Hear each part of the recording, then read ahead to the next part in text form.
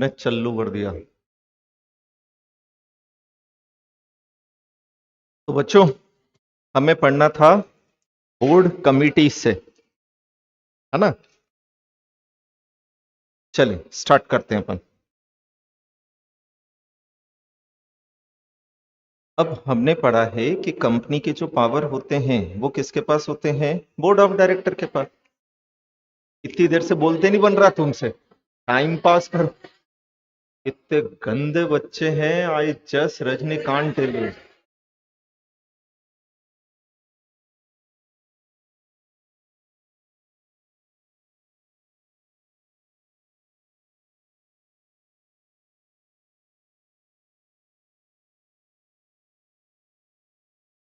पढ़े अब? तो बच्चों, हमने पढ़ा है कि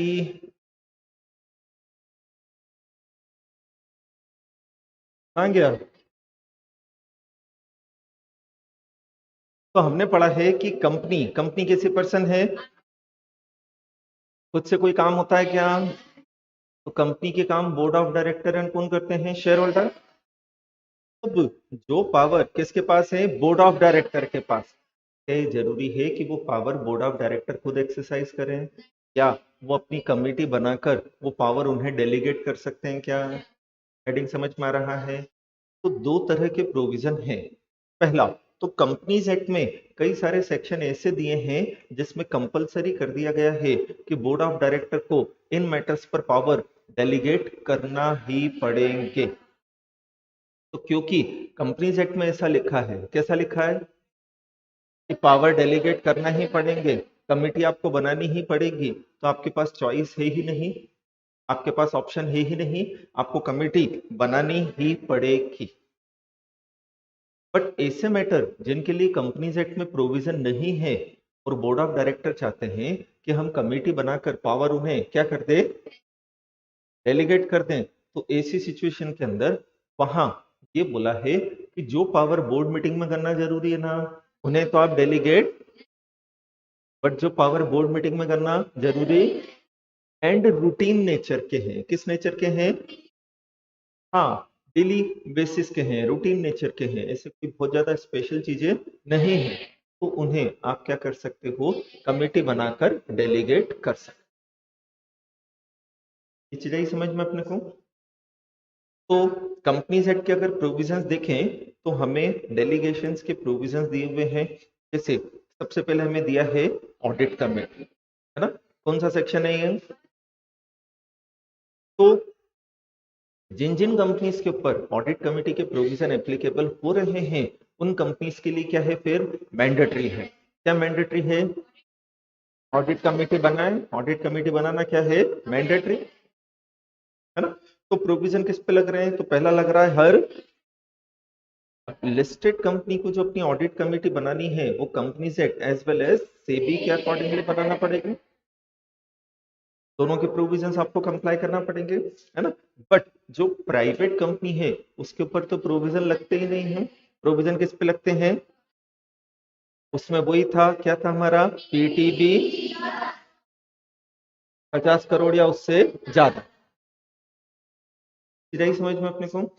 तो इनके केस में फिर ऑडिट कमेटी बनाना जरूरी हो जाता है। ऑडिट कमेटी बनाता कौन है? Board of director. And board of director books of accounts maintain करने के रिलेशनशिप में, बुक्स ऑफ अकाउंट्स ऑडिट करने के रिलेशनशिप में, ऑडिटर का अपॉइंटमेंट करने की रिलेशनशिप में अपने जो पावर होते हैं वो पावर किसको डेलीगेट कर देते हैं? Audit committee. तो जिन कमेटी के अंदर एसी लगा हुआ है, जिन कंपनीज के अंदर, तो वो सारा काम करती है ऑडिट के रिलेशनशिप में। अब ये जो पेड अप कैपिटल और टर्नओवर हमें लेना है वो किसके हिसाब से लेना है? लेटेस्ट ऑडिटेड बैलेंस शीट के अकॉर्डिंगली लेना है। फिर ऑडिट कमेटी में कम से कम कितने डायरेक्टर होंगे? मेजोरिटी के कैसे होंगे? फिर मेजोरिटी के डायरेक्टर इंक्लूडिंग, हाँ, वो फाइनेंशियल स्टेटमेंट पढ़ और समझ सकते हो। भाई जब आप ऑडिट कमेटी या ऑडिट के रिलेशनशिप में काम कर रहे हो, बुक्स ऑफ अकाउंट्स के रिलेशनशिप में काम कर रहे हो, तो बुक्स ऑफ अकाउंट्स आपको पढ़ते आना चाहिए, बुक्स ऑफ अकाउंट आपको समझते आना चाहिए। ठीक है, तो बोल दिया है कि आप books of accounts read and क्या कर सकते हो? अंडरस्टैंड। फिर एक्ट आने के पहले जो ऑडिट कमेटी थी उन्हें 1 साल का टाइम दिया गया कि 1 साल में आप नए एक्ट के प्रोविजंस के अकॉर्डिंगली अपना कॉन्स्टिट्यूशन या रिकॉन्स्टिट्यूशन करना। फिर जो ऑडिट कमेटी है वो बोर्ड ऑफ डायरेक्टर जो टर्म्स ऑफ रेफरेंस स्पेसिफाई करता है उसके अकॉर्डिंगली काम करती है। ऑडिट कमेटी जो है तो जो board of director terms of reference specify करता है उसके अकॉर्डिंगली काम करती है। And board of director audit committee को ये काम सौंप के रखता है। ये काम बोर्ड ऑफ डायरेक्टर के बिहाफ पर किसके द्वारा किया जाता है? Audit committee. पहला क्या करना इस बारे में? अपॉइंटमेंट, रेम्यूनरेशन, है ना। फिर ऑडिटर इंडिपेंडेंटली काम कर रहा है या नहीं, इस चीज को क्या करना? मॉनिटर करना और रिव्यू करना। फिर फाइनेंशियल स्टेटमेंट का, ऑडिट रिपोर्ट का भी क्या करना? एग्जामिनेशन। एंड जो रिलेटेड पार्टी ट्रांजैक्शन है उन्हें चेक करते हैं। फिर रिलेटेड पार्टी के रिलेशनशिप में क्या दे सकते हैं हम? Omnibus approval. ओमनिबस अप्रूवल अपन 188 के साथ में पढ़ेंगे, है ना। फिर ऑडिट कमेटी जो रहेगी वो कमेंट्स करेगी ऑडिटर्स के ऊपर, इंटरनल ऑडिट कंट्रोल सिस्टम पर, स्कोप ऑफ ऑडिट के ऊपर। एंड ऑडिटर ने जो भी ऑब्जर्वेशन दिए हैं ऑडिट करने के बाद, ऑडिटर के द्वारा जो भी ऑब्जर्वेशन दिए गए हैं उन ऑब्जर्वेशन के बारे में वो बता देगा, है ना। फिर इंटरनल एंड स्टैट्यूटरी ऑडिटर जो हैं उन्हें वो बुला सकते हैं अपनी मीटिंग के अंदर डिस्कशन करने के पर्पज से, बट उनके पास डिसीजन लेने का पावर नहीं। फिर ऑडिट कमेटी क्या कर सकती है? इन्वेस्टिगेट कर सकती है और उस मैटर पर जो मैटर उन्हें बोर्ड ऑफ डायरेक्टर्स के द्वारा रेफर किया गया, है ना। फिर वो इस पर्पज से प्रोफेशनल एडवाइस ले सकती है ना। और पूरा एक्सेस रहेगा उसके बुक्स ऑफ अकाउंट्स तक, जो भी डॉक्यूमेंट्स वगैरह हैं उनको देखने का उसके पास क्या रहेगा? पूरा राइट रहेगा। जो केएमपी हैं और ऑडिटर हैं तो ऑडिट कमेटी की जब मीटिंग होगी तो उसमें उन्हें बुलाया जा सकता है किसी भी मैटर को डिस्कस करने के पर्पस से। फिर ऑडिट कमेटी की रिकमेंडेशन अगर बोर्ड ऑफ डायरेक्टर एक्सेप्ट नहीं करता है तो उन्होंने ऐसा क्यों किया है इस बारे में उसे कहाँ बताना पड़ता है? रिपोर्ट के अंदर बताना पड़ता है ना। तो या तो आप एक्सेप्ट कर लो, क्या एक्सेप्ट कर लें? रिकमेंडेशन जो किसने दी है? ऑडिट कमेटी ने। और अगर आप ऐसा कारण बता दो कि आपने ऐसा क्यों नहीं किया। फिर ओमनिबस अप्रूवल अपन एक बार 188 पढ़ते हैं उसके साथ देखें। फिर सेबी के अकॉर्डिंगली कंपोजिशंस दिया है ना। इसको आप पढ़ लेना, इसमें समझाने जैसा अलग से कुछ है भी नहीं। नेक्स्ट क्या दिया है? हाँ, इंपॉर्टेंट है, शॉर्ट नोट अलग से आ सकता है इसके ऊपर। विजिल मतलब क्या पढ़ा था हमने? सतर्क रहना, सावधान रहना, है ना। हाँ, मैकेनिज्म मतलब क्या होता है? Machinery, system, procedure. तो यहाँ यही बोला है कि जिन जिन कंपनीज ने पब्लिक से क्या एक्सेप्ट किया है? डिपॉजिट। एंड जिन कंपनीज की क्या बैंक से और फाइनेंशियल इंस्टीट्यूशन से बोरोइंग कितने से ज्यादा है उन्हें विजिल मैकेनिज्म देना जरूरी है। एंड लिस्टेड कंपनी के केस में भी ये कंप्लाई करना जरूरी है ना। तो विजिल मैकेनिज्म के प्रोविजन एक तो किस पे लगते हैं? सारी। दूसरा उन कंपनीज पर जिसपे पब्लिक से, अब ये स्टार्टिंग की 2 कैटेगरी तो पब्लिक ही होगी, है ना। बट ये तीसरी कैटेगरी की कंपनी पब्लिक भी हो सकती है और प्राइवेट भी, क्योंकि यहाँ वर्ड क्या लिखा है? हालांकि यहाँ भी वर्ड कौन सा लिखा है? बट पब्लिक से डिपॉजिट केवल पब्लिक कंपनी ही एक्सेप्ट कर सकती है। यहाँ कंपनी में दोनों आ जाएगी, प्राइवेट भी आ जाएगी और हाँ, बट उनकी पेडअप कैपिटल कितने से ज्यादा हो? 50 करोड़ से ज्यादा। ठीक है। अब ऑडिट कमेटी की ड्यूटी बनती है कि कंपनी में विजिल मैकेनिज्म के प्रोविजंस क्या किए जाएं? कंप्लाई। किसकी ड्यूटी बनती बेटा? ऑडिट कमेटी की ड्यूटी बनती है वो चेक करती रहे कि कंपनी में काय के प्रोविजन कंप्लाई हो रहे हैं? विजिल मैकेनिज्म के प्रोविजन कंप्लाई हो रहे हैं। ठीक है। एंड अगर कंपनी में ऑडिट कमेटी नहीं है तो ये काम कौन करेगा? बोर्ड ऑफ फिर बोल दिया है क्या कि जो भी बोर्ड ऑफ डायरेक्टर है वो नॉमिनेट कर देंगे एक डायरेक्टर को जो ऑडिट कमेटी का रोल प्ले करेगा। अगर कंपनी में ऑडिट कमेटी नहीं है तो विजिल मैकेनिज्म के पर्पस से। अब विजिल मैकेनिज्म में हम ये प्रमोट करते हैं, क्या प्रमोट करते हैं कि जो डायरेक्टर, ऑफिसर, एम्प्लॉय कंपनी में काम कर रहे हैं वो रेगुलर बेसिस पर सारी चीजें चेक करते रहें। क्या चेक करते रहें? कि कंपनी में किसी भी तरह का फाइनेंशियल फ्रॉड तो नहीं हो रहा है, कंपनी में किसी तरह से गड़बड़ी तो अगर हो रही है तो उसकी इंटीमेशन फटाफट से किसको दे दें? बोर्ड ऑफ डायरेक्टर्स को दे दें, ऑडिट कमेटी को दे दें, ताकि उसी समय उन चीजों पर क्या लिया जा सके? एक्शन लिया जा सके। अब मालूम पड़ा किसी एम्प्लॉय ने बताया कि डायरेक्टर गड़बड़ी कर रहा है, एंड डायरेक्टर ने उसको बोला मैं तेरे को देख लूंगा, और बाद में डायरेक्टर ने उसे देखा तो अच्छा लगेगा क्या? तो ऐसी सिचुएशन में हम चाहते हैं कि उसे विक्टिमाइज न किया जाए, हम चाहते हैं उसे एडिक्वेट सेफगार्ड प्रोवाइड किए जाए। एडिक्वेट सेफगार्ड प्रोवाइड किए जाए मतलब कि उसे उसके साथ कभी कुछ गलत होगा नहीं, ये देखा जाए। ठीक है, तो ये प्रोटेक्ट करना उसको बहुत जरूरी है। फिर अगर कोई झूठी कंप्लेंट लेकर आता है तो उसके अगेंस्ट एक्शन लिया जाएगा। ऐसा नहीं है कि आप अपने मनमाने तरीके से काम करोगे। अगर आप किसी भी तरह से क्या लेकर आते हो? झूठी कंप्लेंट लेकर आते हो, तो हम आपको छोड़ेंगे नहीं। चलिए, हो जाएगा ये। एंड ऑडिट रिपोर्ट के अंदर आपको विजिल मैकेनिज्म के बारे में, डायरेक्टर रिपोर्ट के अंदर आपको विजिल मैकेनिज्म के बारे में बताना पड़ेगा, कैसे काम कर रहा है, क्या प्रोसीजर है, क्या सिस्टम है, वो सारी चीजें आपको बताना पड़ेगा। हो जाएगा ये।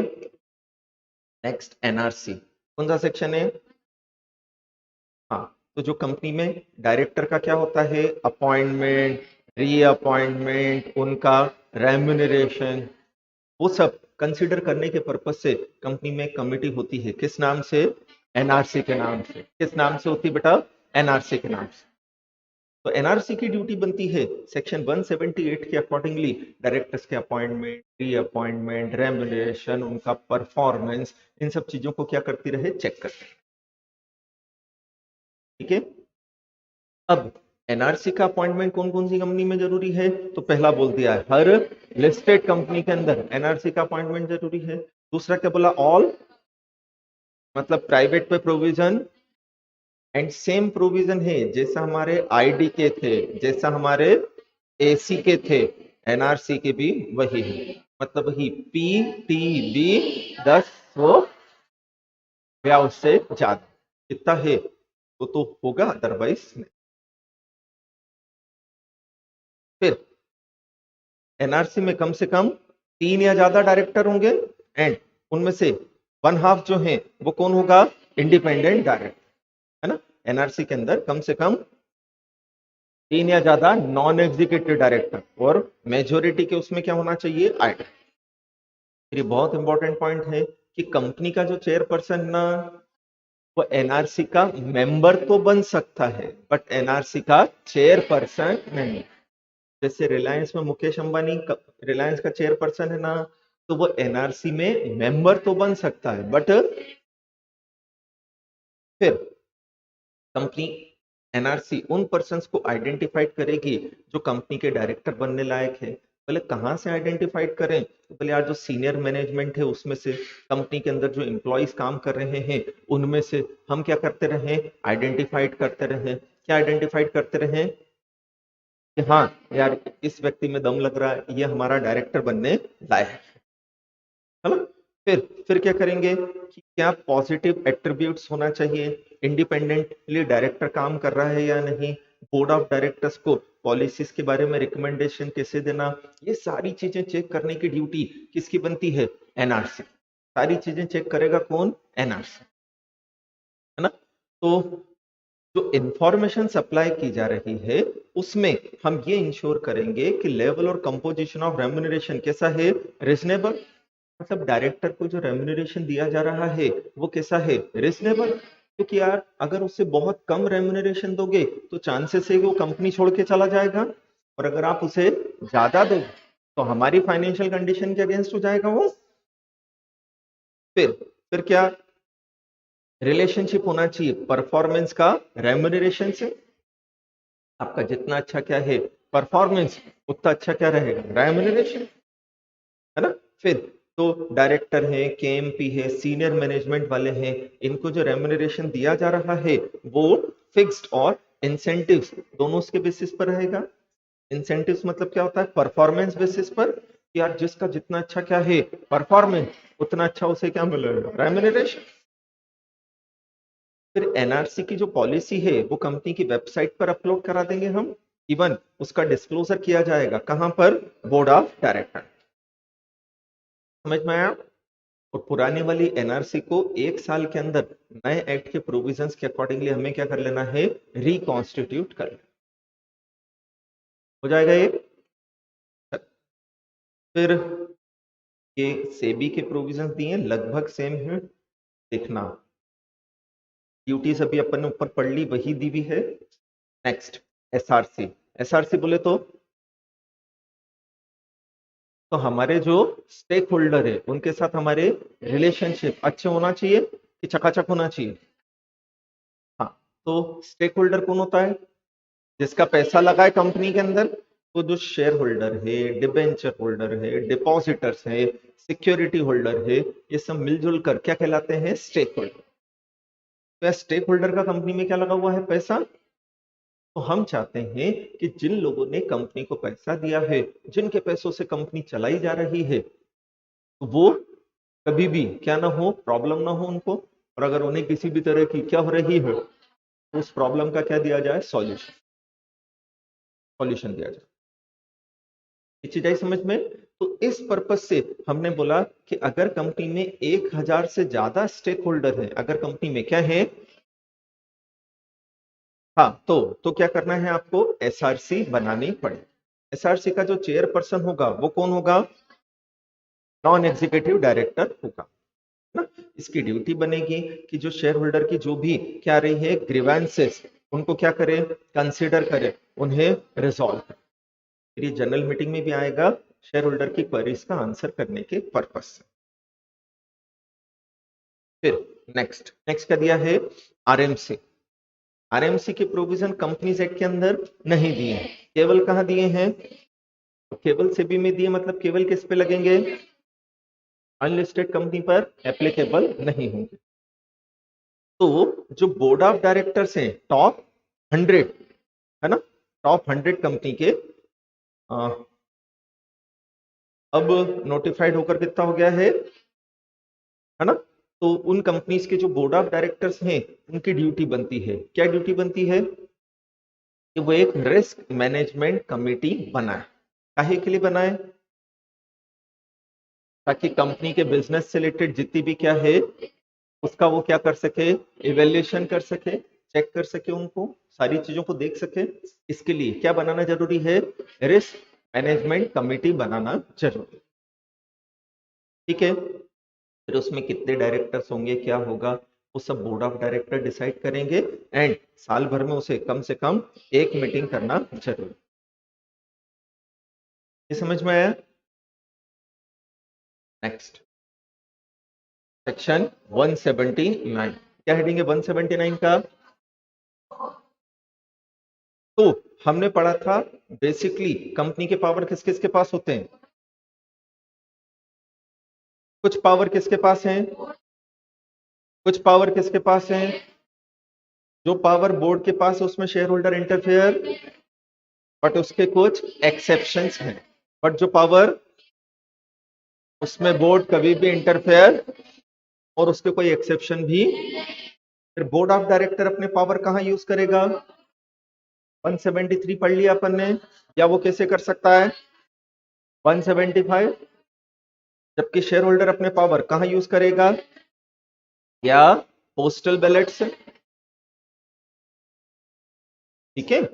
एंड जो किसी के भी पास नहीं है, मतलब कंपनी के ऐसे पावर जो ना तो किसके पास है, बोर्ड के पास, ना किसके पास है, शेयर होल्डर, दोनों में से किसी के भी पास उसका क्या है 179।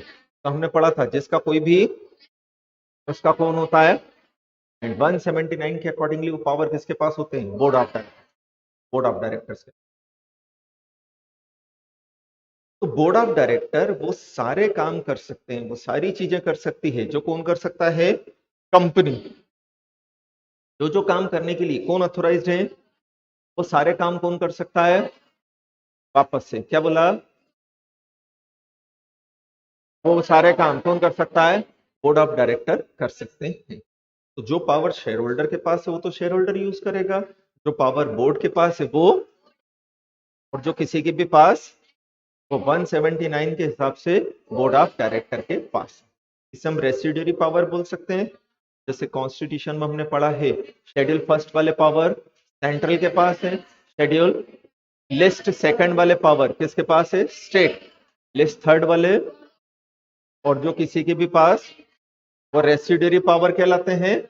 और रेसिड्यूरी पावर किसके पास होते हैं, सेंट्रल के पास। ठीक है, फिर बोर्ड ऑफ डायरेक्टर के ये जो पावर हैं वो केवल कहां एक्सरसाइज करेंगे, इसका मतलब ये लिस्ट अच्छे से याद होना चाहिए, पहले भी बोला था मैंने, है ना। फिर ये जो तीन कैटेगरी के पावर हैं, डीई और, हाँ, बोर्ड ऑफ डायरेक्टर चाहे तो इसे डेलीगेट कर सकते हैं अपनी कमेटी बनाकर। कमेटी को उन पावर्स को क्या किया जा सकता है, डेलीगेट किया जा सकता है। पर डेलीगेशन करते समय आपको डेलीगेशन बोर्ड मीटिंग में ही करना है, प्रॉपर रेजोल्यूशन पास करके करना है, क्या उनके ऊपर रिस्ट्रिक्शन लगेगी, क्या टर्म्स एंड कंडीशन होगी, वो सारी चीजें आपको डिफाइन करना पड़ेगा। फिर बैंकिंग कंपनी के ऊपर ये प्रोविजन नहीं लगते हैं, जनरल मीटिंग में शेयर होल्डर इनके ऊपर रिस्ट्रिक्शंस लगा सकती है। ठीक है, इन पावर्स के ऊपर जो बोर्ड ऑफ डायरेक्टर एक्सरसाइज करेंगे, इन पावर के ऊपर शेयर होल्डर जनरल मीटिंग में क्या लगा सकते हैं, रिस्ट्रिक्शन लगा सकते हैं। चलिए, कौन सा सेक्शन दिया है, 180, बहुत इंपॉर्टेंट है। 180 हमने सबसेक्शन के साथ याद रखा था, 180 1A और 1C।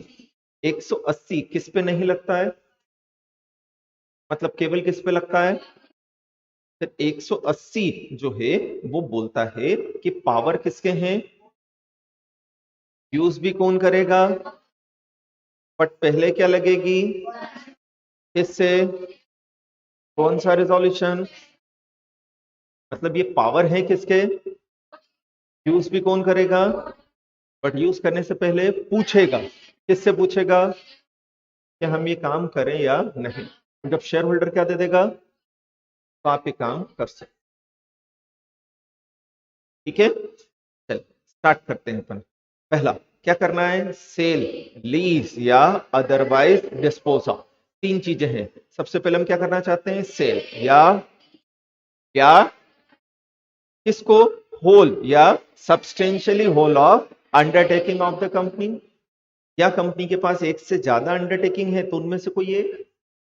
सिंपल वर्ड में कंपनी की जो अंडरटेकिंग है हम उन्हें सेल, लीज या डिस्पोज ऑफ करना चाहते हैं। वापस से बोलो, कंपनी की क्या है जो हम उसे सेल, लीज या अदरवाइज डिस्पोज ऑफ करना चाहते हैं, है ना। तो इसके लिए हमें पहले किसकी अप्रूवल लगेगी, कौन सा रिजोल्यूशन पास करके, बोले अंडरटेकिंग क्या होती है। तो अंडरटेकिंग के लिए दो तरह से अप्रोच बताई गई है।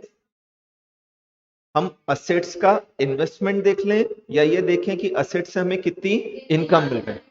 या तो हम क्या देख लें, असेट से तो इसमें कितना पैसा हमने लगा रखा है, या दूसरा हम क्या देखें, नहीं, उस असेट से हमें इनकम कितनी हो रही है। तो असेट्स में अगर इन्वेस्टमेंट एक्सीड करता है कितना, 20% ऑफ नेटवर्थ काय में से लूं, जैसे कंपनी की नेटवर्थ है 2022 की बैलेंस शीट में 500 करोड़, तो उसका क्या निकाला, कितना आया। तो ऐसी असेट जिसमें हमारा इन्वेस्टमेंट 100 करोड़ या उससे 100 करोड़ से ज्यादा है, किससे ज्यादा है, एक्सीड लिखा है, 100 करोड़ से ज्यादा है, तो वो हमारी क्या हो जाएगी, अंडरटेक। ऐसे अंडरटेकिंग को हम सेल करें, लीज पे दें या पहले किसकी अप्रूवल लगेगी, कौन सा रेजोल्यूशन पास करके, या ऐसी एसेट जिससे हमें इनकम मिल रही है, ऐसी एसेट जिससे हमें कितनी 20% या ज्यादा कितनी मिल रही है, काय का, टोटल इनकम का। टोटल इनकम कब की, प्रीवियस ईयर की। जैसे प्रीवियस ईयर की टोटल इनकम हमारी 2000 है, उसका कितना, तो 400 करोड़ या उससे ज्यादा। यहाँ एक्सीडिंग लिखा है, यहाँ 20 और मोर लिखा है, यहाँ एक्सीडिंग ही लिखा है, यहाँ 20 नहीं है इस वाले में, यहाँ 20 भी चलेगा और मोर। फिर बोले substantially whole of the undertaking का मतलब क्या होता है, तो बोले जो अंडरटेकिंग आई है ना उसकी वैल्यू का 20% या उससे ज्यादा। जैसे अंडरटेकिंग कितनी थी, अब उसका हमने क्या निकाला, कितना आया, अब मैंने इस 100 करोड़ में से 25 करोड़ की अंडरटेकिंग सेल कर दी। कितने की अंडरटेकिंग, तो देखा जाए तो मैंने अंडरटेकिंग तो sell, but substantially whole of the undertaking sell किया, substantially whole of the undertaking sell. तो जितनी मेरी अंडरटेकिंग की वैल्यू है ना उसका 20% या उससे ज्यादा अगर मैं सेल कर रहा हूं तो substantially whole of the undertaking हो जाए। ये पॉइंट आ गया समझ में। फिर अब अगर हमने अंडरटेकिंग बेच दी और पहले किससे नहीं पूछा, वापस से हमने क्या किया अंडरटेकिंग, बट पहले किससे नहीं पूछा, तो ऐसी सिचुएशन में बायर को प्रॉपर्टी मिल जाएगी क्या, नहीं।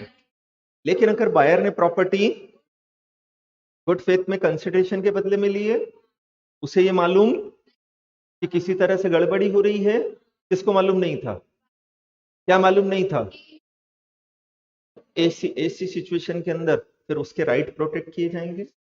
या क्या बोला है आपने, transaction in ordinary course of business किया है। जैसे क्या है बेटा, आपका काम धंधा ही एसेट्स बेचना और खरीदना है, वो आपने बेच खरीद दी, तो जब रेगुलर बिजनेस ही मेरा ये है तो इसको करने के लिए मैं शेयर होल्डर से पूछूंगा थोड़ी, नहीं पूछूंगा यार, सीधी सी बात। पॉइंट आ गया समझ में अपने को। फिर बी, हम क्या करना चाहते हैं, इन्वेस्ट। तो कहां करो इन्वेस्ट, कौन सा पैसा जो एज अ, देखिए हमारी कंपनी का क्या हुआ है, मर्जर अमलगमेशन के कारण हमें क्या मिला, उस कंपनसेशन के अमाउंट को हमें क्या करना है, कहां पर करो, शेयर होल्डर से पूछने की जरूरत। बट अगर आप ट्रस्ट सिक्योरिटीज के अलावा कहीं इन्वेस्टमेंट करना चाहते हो, अगर आप, तो आपको किससे पूछना पड़ेगा पहले, बिना शेयर होल्डर से पूछे नहीं कर, है ना। फिर 180(1)(c) में हमें बताया है मैक्सिमम बोरोइंग हम कितनी कर सकते, तो बोल दिया है aggregate of PFS, paid up capital, free reserve और के 100% तक कर सकते हैं बिना शेयर होल्डर से पूछे। लेकिन अगर हमें उससे, तो पहले शेयर होल्डर अगर हमें परमिशन तो कर सकते हैं, अदरवाइज नहीं। ये समझ में आया। फिर बोला ये जो बोरोइंग आप कर रहे हो इसमें टेम्परेरी लोन को इंक्लूड नहीं किया है।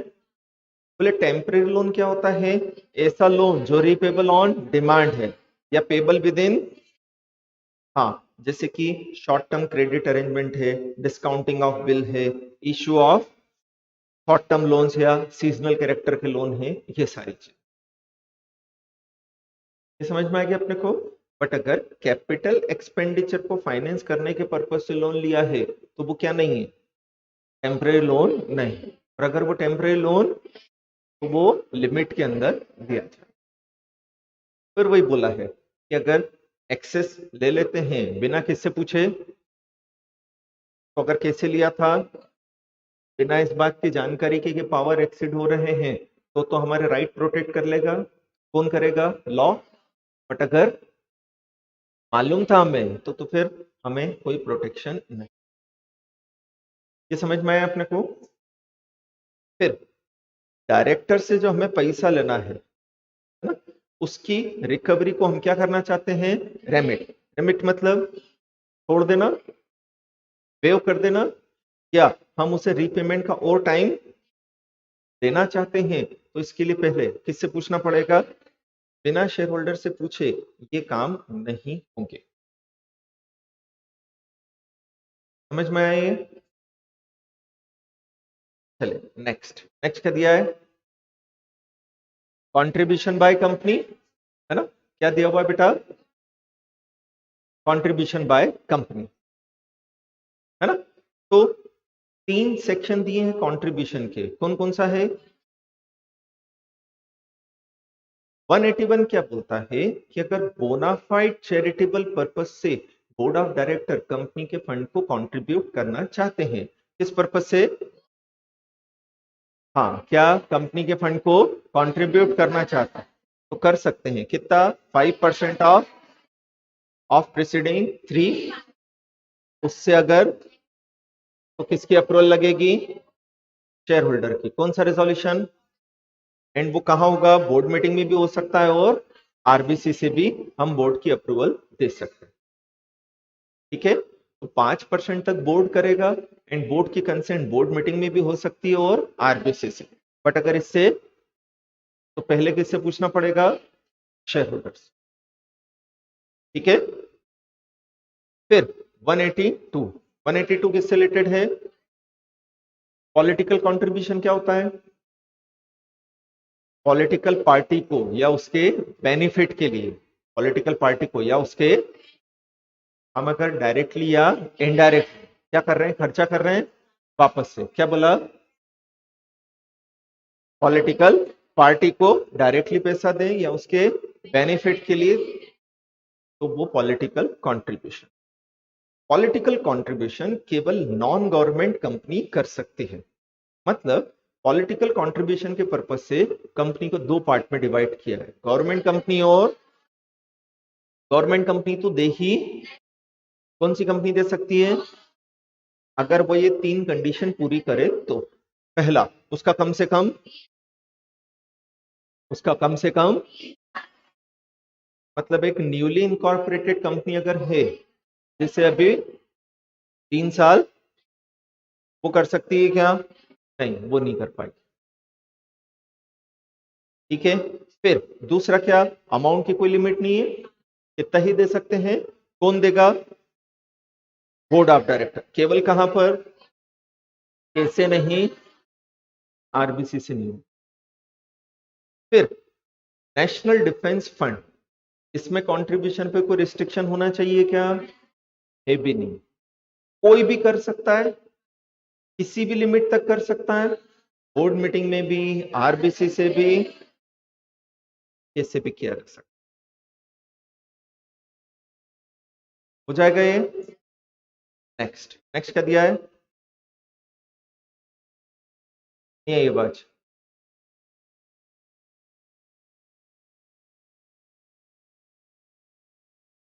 184 जो है वो प्राइवेट कंपनी पे भी लग रहा है और पब्लिक कंपनी पर भी लग रहा है। 184 जो है किस पे लग रहा है? तो चाहे डायरेक्टर पब्लिक कंपनी का हो, चाहे अगर वो क्या है? कंसर्न या इंटरेस्टेड, अगर वो क्या है?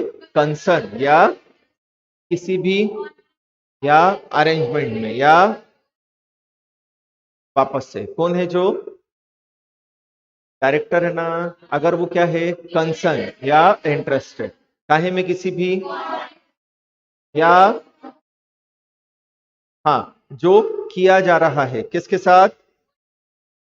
या किसी भी फर्म या अदर एंटिटी जिसमें डायरेक्टर पार्टनर है या ऑनर है, या तो उसकी ड्यूटी बनती है कि क्या डिस्क्लोज करे? अपना इंटरेस्ट डिस्क्लोज करे। तो सबसे पहले तो पहला पैराग्राफ हमें सिंपली ये बोलता है कि अगर आप कोई भी कंसर्न या क्या रखते हो? इंटरेस्ट किसी भी बॉडी कॉर्पोरेट पर, तो आपको अपना इंटरेस्ट क्या करना पड़ेगा? कौन से फॉर्म में? इंटरेस्ट डिस्क्लोजर के लिए हमने पढ़ा था अपॉइंटमेंट के बाद जो पहली बोर्ड मीटिंग में आप उसमें करेंगे, या हर फाइनेंशियल ईयर की फर्स्ट बोर्ड मीटिंग और डिस्क्लोजर के बाद अगर कोई चेंज आता है तो चेंज आने के बाद जो पहली बोर्ड मीटिंग हुई है उसमें, ठीक है। फिर ये डिस्क्लोजर कहाँ रखा जाएगा कंपनी के, कितने साल तक, 8 साल तक संभाल के रखेंगे, किसकी सेफ कस्टडी में रहेगा, है ना। एंड अगर कॉन्ट्रैक्ट किसके पास हो रहा है, किसी जिसमें डायरेक्टर दूसरे डायरेक्टर के साथ मिलकर कितनी होल्डिंग रखता है, हाँ, या डायरेक्टर उसमें प्रमोटर मैनेजर या क्या है, तो वो अपना इंटरेस्ट डिस्क्लोज करेगा कंपल्सरीली। एंड फिर उस मीटिंग में क्या नहीं करेगा, अगर वो कौन सी कंपनी का है, अगर वो तो कर सकता, तो कर सकता, या कोई फर्म या अदर एंटिटी जिसमें डायरेक्टर क्या है, पार्टनर, उनके साथ ट्रांजैक्शन हो रहा है, तो आप अपना इंटरेस्ट ये डिस्क्लोज करना तो प्राइवेट को भी जरूरी है, और हाँ, बट पार्टिसिपेट कौन नहीं करेगा, प्राइवेट वाला कर सकता है प्राइवेट वाला। क्या है समझ में अपने को। फिर क्या बोला है, जब कॉन्ट्रैक्ट किया गया था तब उसमें डायरेक्टर इंटरेस्टेड, बाद में अगर वो क्या हो जाता है, तो इंटरेस्टेड होने के बाद इमीडिएटली जो बोर्ड मीटिंग होती है उसमें डिस्क्लोजर दे दें। इंटरेस्टेड होने के बाद इमीडिएटली क्या होती है, जो उसमें डिस्क्लोजर दे दें। समझ में आया। फिर क्या हेडिंग है, तो कौन सी कंपनी का डायरेक्टर है वो पार्टिसिपेट कर सकता है, जबकि पार्टिसिपेट नहीं करे, है ना। और बोल दिया है अगर दूसरी कंपनी में आपका इंटरेस्ट 2% या उससे ज्यादा है तो ही आपको अपना इंटरेस्ट डिस्क्लोज करना है, अदरवाइज डिस्क्लोज करने की जरूरत नहीं। हो जाएगा। बिना इंटरेस्ट डिस्क्लोज करे हुए अगर ट्रांजैक्शन हुआ है तो ट्रांजैक्शन कैसा है, किसके ऑप्शन पर, कंपनी के ऑप्शन। और इस प्रोविजन का नॉन कंप्लायंस किया तो 1 साल की सजा है, 1 लाख का फाइन, इवन 167 में ऑफिस क्या हो जाएगा, वेकेंट। याद आया। नेक्स्ट क्या दिया है, 185 का है, बहुत इंपॉर्टेंट है।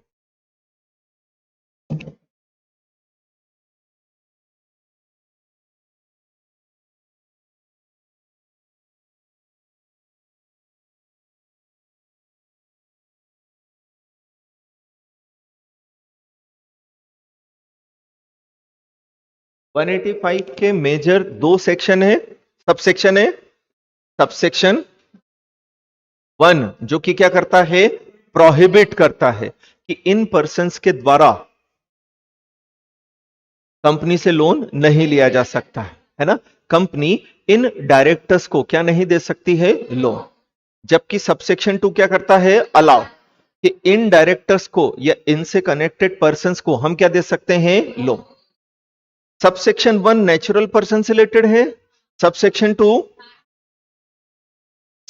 1 ये कहता है कि कोई भी कंपनी, है ना, मतलब सबके ऊपर एप्लीकेबल हो रहा है, चाहे प्राइवेट हो चाहे सब पे लग रहा है। तो कोई भी कंपनी डायरेक्टली या क्या एडवांस नहीं करेगी, क्या प्रोवाइड नहीं करेगी, सिक्योरिटी इन कनेक्शन विद, किसको नहीं देगी, अपनी कंपनी के डायरेक्टर को, अपनी होल्डिंग कंपनी के डायरेक्टर को, डायरेक्टर के उनके रिलेटिव को नहीं देगी। फिर ऐसी फर्म को भी नहीं देगी जिसमें डायरेक्टर या उसका रिलेटिव क्या हो, पार्टनर, ऐसी फर्म को भी नहीं देगी। तो हमने ये बोला कि सबसेक्शन 1 में किसको प्रोहिबिट किया है, नेचुरल पर्सन को। तो डायरेक्टर कौन होता है, नेचुरल पर्सन, पर उसके पार्टनर, रिलेटिव, नॉर्मली सब नेचुरल पर्सन है। फिर सबसेक्शन 2 अलाउड करता है कि इन सिचुएशन में लोन दिया जा सकता है ना। तो क्या बोला है, कंपनी लोन भी दे सकती है, गारंटी सिक्योरिटी भी दे सकती है, किसको, person in whom directors are interested. फटाफट से बोलो किसको बेटा, बट ये कंडीशंस कंप्लाई करना पड़ेगी। पहला, एसआर पास करके शेयर होल्डर की अप्रूवल लगेगी और एक्सप्लेनेटरी स्टेटमेंट में सारी इंफॉर्मेशन देना पड़ेगी आपको। दूसरा क्या है, किसके द्वारा, अपने प्रिंसिपल बिजनेस। अब बोले person in whom directors are interested में कौन कौन आता है, तो इसमें लगभग सब आर्टिफिशियल पर्सन आएंगे। पहला क्या बोला, एक जिसमें लैंडिंग कंपनी का डायरेक्टर या तो क्या हो, या कोई भी जिसकी हमारी कंपनी का एक या ज्यादा डायरेक्टर कितने परसेंट या ज्यादा के वोटिंग पावर रखते हो। फिर क्या बोला है, कोई भी जिसके board of director, managing director, manager क्या हो, accustomed to act as per directions और ऑफ लैंडिंग कंपनी के बोर्ड ऑफ डायरेक्टर और डायरेक्टर। फिर सबसेक्शन 3 बोलता है कि सबसेक्शन 1 और 2 में जो भी लिखा है वो एप्लीकेबल नहीं होता है। अगर हम लोन किसको दें, एमडी, या बट तब दें जब उनके अपॉइंटमेंट की टर्म्स एंड कंडीशन में ऐसा लिखा था। एमडी और होल टाइम डायरेक्टर मतलब कौन से डायरेक्टर हो गए, मतलब एग्जीक्यूटिव को अलाउड किया है, नॉन एग्जीक्यूटिव को। और अगर ऐसी कोई स्कीम नहीं थी तो आप स्कीम बनाकर शेयर होल्डर से अप्रूव करो। फिर कंपनी जिसका ऑर्डिनरी बिजनेस ही क्या है, लोन देना है ना, तो वो दे सकती है, बट क्या चार्ज करना पड़ेगा, जो बैंक रेट से कम रेट से नहीं होगा, है ना। तो गवर्नमेंट सिक्योरिटीज पर 1 ईयर, 3 ईयर, 5 ईयर, 10 ईयर की जो इंटरेस्ट यील्ड होता है उससे कम नहीं होना चाहिए। फिर कौन है जो वो अपनी होली ओन्ड सब्सिडरी को लोन, गारंटी, सिक्योरिटी, और केवल सब्सिडरी है तो गारंटी, और प्रोवाइडेड दैट वो इन्हें अपने प्रिंसिपल बिजनेस के लिए यूज करें। फिर penalty on non compliance, company के ऊपर कितने का फाइन है, 5 लाख, जो कहां तक, 25 लाख। ऑफिसर इन डिफॉल्ट पर 5 लाख या 25 लाख, और डायरेक्टर 6 महीने की सजा, 5 लाख और 25 हो जाएगा। चलो कल अपन करते हैं 186, है ना। 10 मिनट का एक ब्रेक लेते हैं और अपन स्टार्ट करते हैं फिर सीआरपीसी खत्म करते हैं। डाउट हो अभी जो पढ़ा उसके अंदर कुछ भी तो आप आस्क हो।